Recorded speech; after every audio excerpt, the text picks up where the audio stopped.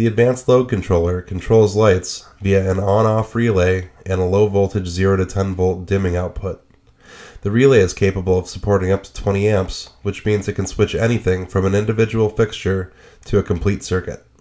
When an advanced load controller is controlling more than one fixture, we say that it is wired for zone control.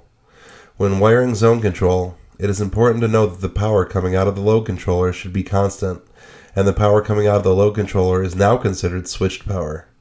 Only the fixtures or loads intended to be switched by this advanced load controller should be wired in after the advanced load controller. It would be a bad idea to wire sensor 1 on a switched power or any other device that should remain 1.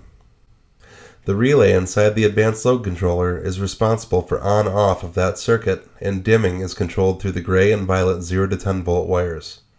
This 0 to 10 volt circuit can be daisy-chained to other fixtures who have drivers capable of receiving a 0 to 10 volt input for dim.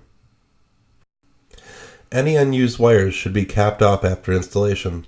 This could include the normally closed wire, for instance, if it is not used, or the 0 to 10 volt dimming wire.